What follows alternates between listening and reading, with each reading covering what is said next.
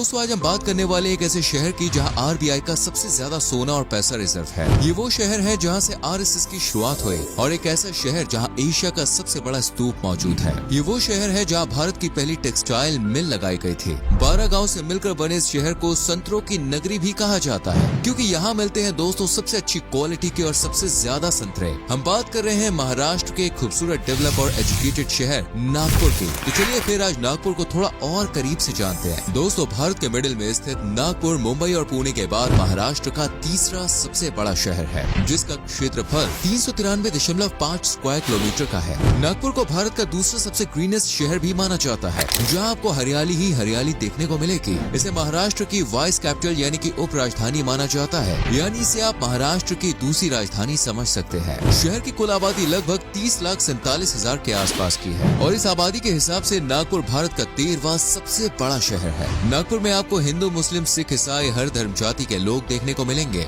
जिनमें 69.46% तक हिंदुओं की संख्या है, जबकि शहर का दूसरा सबसे बड़ा धर्म है मुस्लिम, जिनकी आबादी 11.95% की है, जबकि 1.15% ईसाई और 0.68% सिख लोग के साथ यहाँ जैन और बौद्ध धर्म से जुड़े लोग भी देखने को मिल जाएंगे। खास बात यह है कि यहाँ पर सभी धर्म से जुड़े हुए लोग एक साथ मिलकर रहना पसंद करते हैं, इसलिए शहर में क्राइम भी कम होते हैं। आज इसे महाराष्ट्र की सबसे सेफेस्ट सिटी भी माना जाता है। बीचों बीच स्थित इस शहर में सुनामी, भूकंप, बाढ़ जैसी प्राकृतिक आपदाओं का खतरा बेहद कम रहता है और यहाँ के लोग भी काफी शांति प्रिय हैं। यहाँ के लोग परंपराओं, संस्कृति और अपनी विरासत को सजो कर रखने में विश्वास रखते हैं, लेकिन प्राचीन विचारों का मॉडर्न दुनिया से मेल कैसे करना है, ये भी नागपुर के वासियों को अच्छे से आता है। इसलिए घूमने के लिहाज से भी नागपुर पर्यटकों के बीच चर्चा में बना रहता है। नागपुर में बोली जाने वाली भाषाओं की बात करें तो यहाँ ज्यादातर लोग मराठी भाषा बोलते हैं, लेकिन दूसरे नंबर पर सबसे ज्यादा बोली जाने वाली भाषा है हिंदी। इसलिए मराठी को शहर की स्टेट लैंग्वेज बनाया गया है, जबकि हिंदी को नेशनल लैंग्वेज। बहुत कम लोग जानते हैं, लेकिन दोस्तों पुराने समय में नागपुर को फणींद्रपुरा के नाम से जाना जाता था, लेकिन फिर इसका नाम नागपुर शहर कर दिया गया। शहर के इतिहास की बात करें तो शहर को गौंड राजा बख्त बुलंद शाह द्वारा स्थापित किया गया था, लेकिन राजा भोंसले के बाद ये मराठा साम्राज्य का हिस्सा बना और फिर 19वीं सदी में अंग्रेजों के पैर पड़े।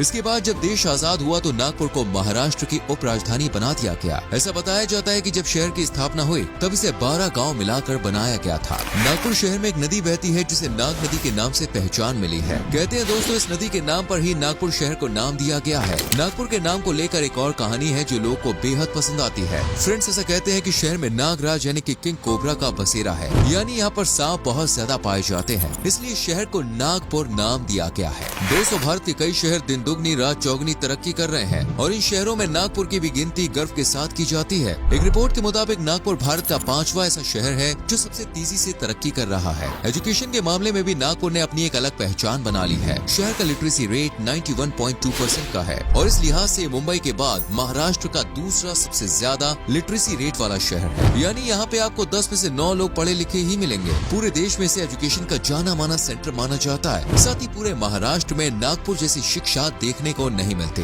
यहाँ कई जाने माने कॉलेजेस, यूनिवर्सिटीज और स्कूल्स मौजूद है, जैसे Nagpur government dental college, medical college, Visvesvaraya national institute of technology वगैरह वगैरह। नागपुर में मौजूद जीएमसी यानी कि गवर्नमेंट मेडिकल कॉलेज एशिया का दूसरा सबसे बड़ा मेडिकल कॉलेज है। यहाँ के स्टूडेंट्स भी बेहद ही शार्प माइंड के माने जाते हैं, जिन्हें पढ़ाई से कुछ ज्यादा ही लगाव है। यहाँ से हर साल सैकड़ों की संख्या में इंजीनियर्स, डॉक्टर्स और दूसरे सेक्टर्स के एक्सपर्ट्स निकलते हैं। वैसे दोस्तों टाटा के बारे में तो आप सभी जानते ही होंगे, जो एक नाम नहीं बल्कि ब्रांड है। वेल आपको मैं बता दूं इस बिजनेस की शुरुआत एक मिल से हुई थी और ये मिल जमशेद जी टाटा द्वारा नागपुर में ही शुरू की गई थी, जिसका नाम है एक्सप्रेस मिल। 1 जनवरी 1877 में स्थापित ये मिल भारत की सबसे पहली टेक्सटाइल मिल है। नागपुर शहर रिजर्व बैंक ऑफ इंडिया के लिए बेहद ही महत्वपूर्ण शहर है, क्योंकि यहाँ पर आरबीआई की एक ऐसी शाखा मौजूद है जिसमें आरबीआई ने अपना सबसे ज्यादा सोना और पैसा रिजर्व करके रखा हुआ है। नागपुर को दुनिया भर में संतरों की नगरी यानी कि ऑरेंजेस की सिटी के नाम से जाना जाता है, क्योंकि इस शहर में संतरों की खेती सबसे ज्यादा होती है और आपको यहाँ संतरों से बने कई स्वीट डिशेस भी देखने को मिल जाएगी, जिनमें संतरों से बनी बर्फी हर किसी की जुबान पर बहुत चढ़ी रहती है। और ये तो आप जानते ही होंगे कि पीएम मोदी जी आरएसएस के सदस्य हैं, लेकिन क्या आप ये जानते हैं कि आरएसएस की स्थापना नागपुर शहर में ही की गई थी? जी हाँ दोस्तों,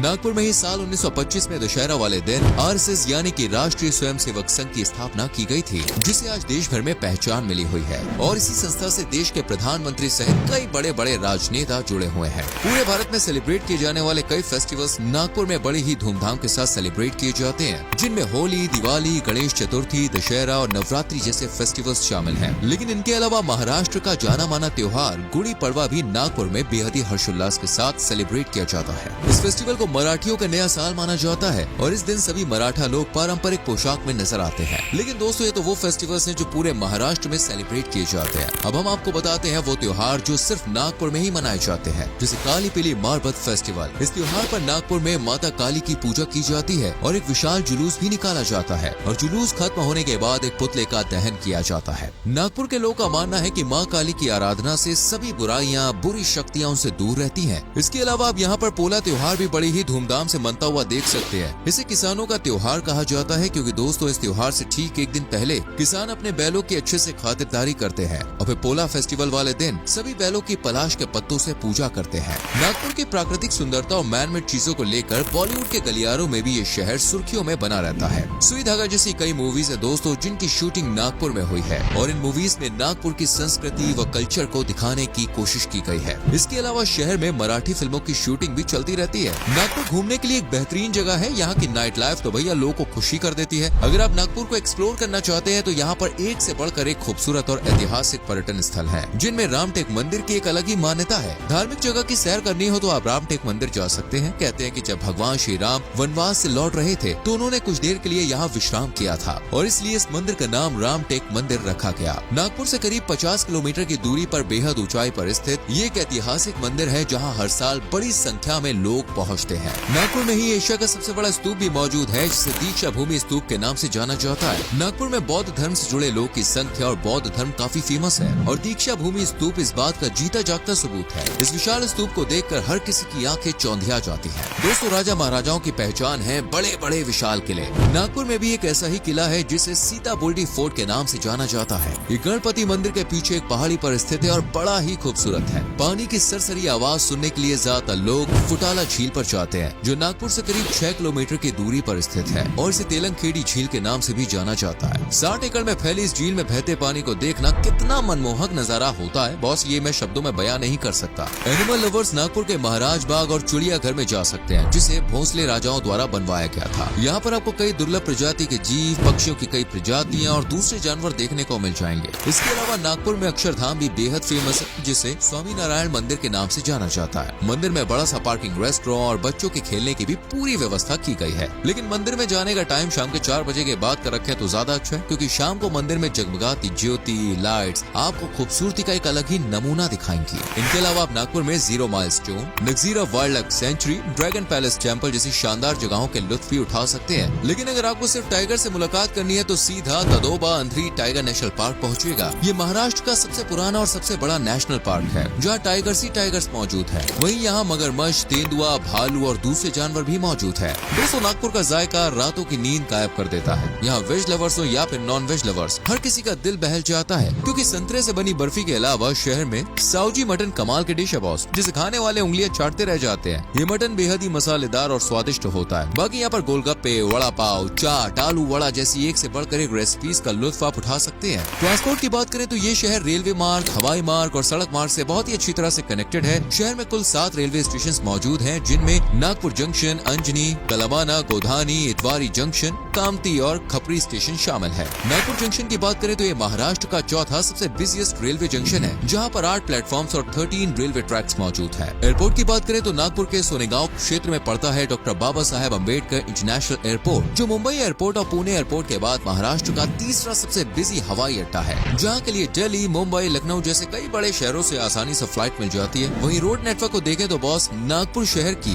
गणेश पीठ कॉलोनी में मौजूद है एसटी बस स्टैंड, जो नागपुर का सबसे बड़ा बस स्टेशन है और महाराष्ट्र के कई बड़े शहर जैसे मुंबई, पुणे, नासिक आदि से अच्छी तरह से कनेक्टेड है। साथ ही आप यहाँ पर अपनी पर्सनल गाड़ी से भी पहुँच सकते हैं। नागपुर को काफी साफ सुथरा शहर भी माना जाता है। नागपुर जाने के लिए सबसे अच्छे समय की बात करें तो शहर का मौसम 12 महीने परफेक्ट बना रहता है, लेकिन आप अक्टूबर से मार्च के बीच जाए तो परफेक्ट रहता है क्योंकि इस रोज सर्दी थोड़ी अच्छी और मौसम डबल सुहाना हो जाता है। उम्मीद है दोस्तों आपको नागपुर शहर से जुड़ी ये जानकारी पसंद आई होगी, इसलिए आप सब हमें कमेंट करके बताइए आप नागपुर में सबसे पहले क्या करना चाहेंगे। मतलब संतरे से बनी मिठाई टेस्ट करेंगे या सफारी का मजा लेंगे। आप में से अगर कोई है नागपुर से या फिर महाराष्ट्र से तो कमेंट जरूर करना।